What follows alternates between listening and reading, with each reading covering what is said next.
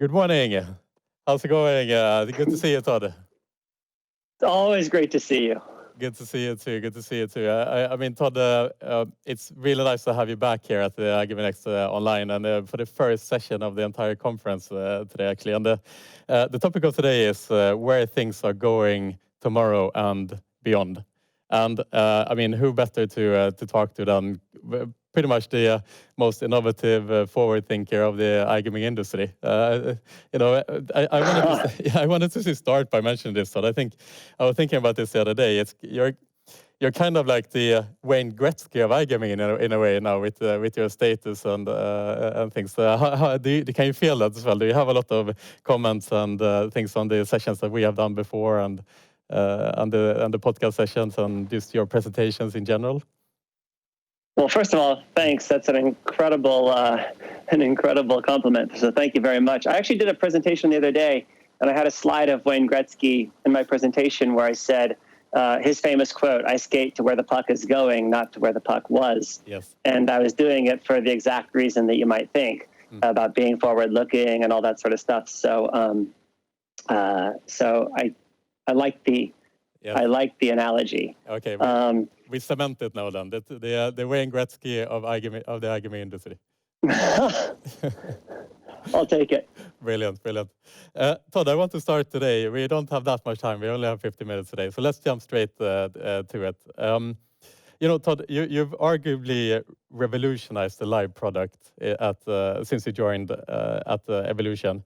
And now that NetEnt is joining the family as well, which operates in a completely different environment of incredibly creative and fierce competition. Do you think there still is room for innovation in the online casino game segment? It's a really interesting question to ask yourself, because some people will say no to that. But in 2030, or 2040, are we still going to be playing the same stuff? Almost everybody would say no to that. So for sure, there's plenty left to do. When I think about life after Evolution and NetEnt and Red Tiger all become one happy family, I get so excited. I mean, the idea that slots and live haven't been blended together yet is probably more interesting than the fact that it will be. I think we're probably late. With our game shows, we've been trying to appeal to slot players. But what about slots with live features? What about live games with slot features? Yeah, that's coming for sure.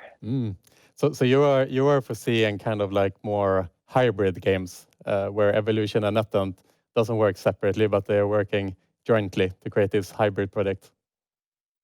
Undoubtedly, yeah. What would a live Gonzo Quest or a live Starburst game look like? I mean, I don't know yet. This is like walking into a candy store. Yeah, it really is. It really is. And as soon as we get together and we become one company, we're going to have some incredible brainstorming sessions. And I'm going to throw out exactly questions like that.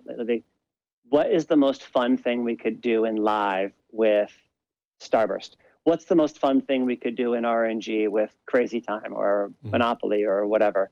And I just think there's so much to do there. There's so much. Yeah. So there would almost be like a third category then that you would be eyeing, where at the moment if you play at an operator, you have the option to play casino games, you have the option to play live, as in what Evolution is offering now, and then now we are foreseeing this third category, which is hybrid. Then basically, that's I think so. To hear. I think so, and I also think like there's a lot of opportunity to I've got very simple questions to my new friends in the slots world. Like, should they be more social? Yes. Everything at Evolution is thousands of players on singular tables, and there's player interaction. Should slots have that? And of course, not every player wants that, but maybe there's a subset of players that would like to see it be inherently more social. Yeah, that is the natural progression in a way. We talked about this little in our previous podcast as well, to make the game social, get the players to interact with each other. And I mean, this is one of the major reasons why people like to go to a casino, for example, is obviously the social aspect of a casino, being able to play craps together and celebrate together their wins. And this is what you have implemented at Crazy Time as well, right? You celebrate a bit together in that game. Is that right? Yeah, it absolutely is. The chat runs wild on there. You've got this concept of like everybody kind of choosing the same thing in certain games, and sort of like it has this wonderful us against the casino feel as players. And then with respect to communal, I think there's this interesting dynamic that's developed in the last 9 months where we're all learning to be more communal in a digital way, like with video conferencing and that sort of stuff. And before that might have sounded strange, like in January, for example. But we're just getting more comfortable with communicating digitally, sharing experiences digitally. And I think it's worth asking, how do we make that find its way into the gambling experiences? Yeah. It'll be an interesting question to explore. That is definitely for sure. I mean, Todd, in our discussions, we always talk about, rightly so, how great Evolution's games are, and the successes you've had in the previous games that you've launched and so forth. But I'm really curious to ask you, what are your favorite games that are not Evolution gaming? And you cannot say NetEnt either. And I also won't say blackjack and baccarat. Okay. Exactly. From your competitors. Yeah. There's a lot of stuff out there. So I'm a big admirer of the game Jam and Jars, and grid games in general. I like React Tunes, Play and Go. I think that's a really great. I like grid games in general. I think that there's a lot of fun stuff that you can do with them. I think both of those are really good examples of games well done. Money Train 2. They've got a really complex bonus mechanic there, but they do it in a way that you don't feel like you don't understand it. You just kind of keep getting these little pearls dropped in, and it's really just a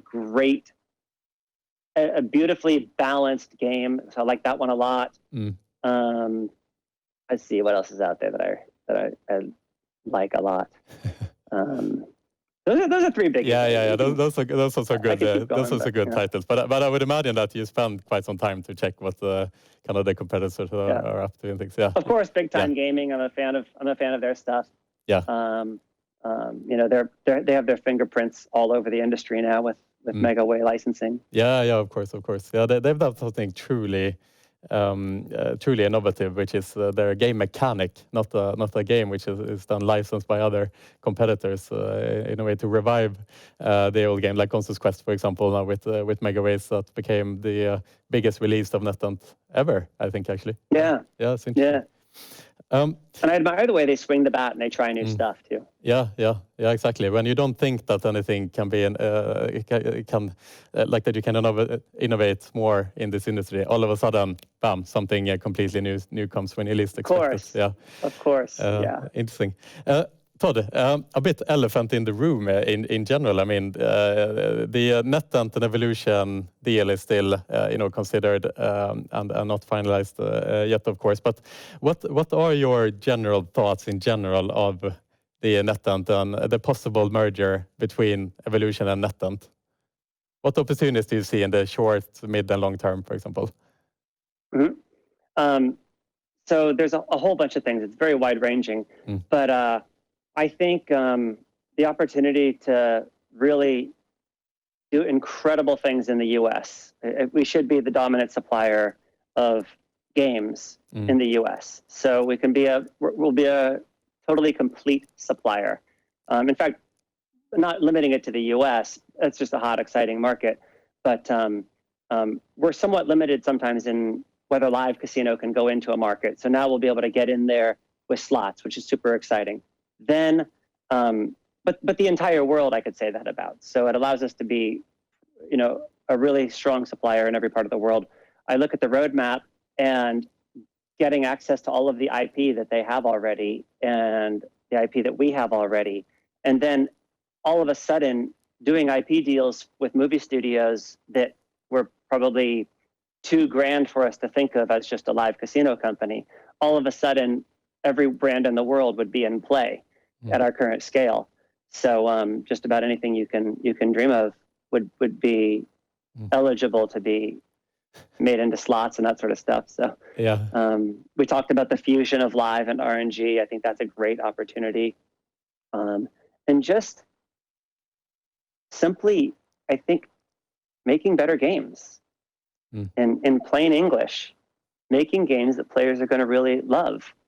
And that's a tricky thing, just like it's tricky to write songs that people love. But we know how to do that.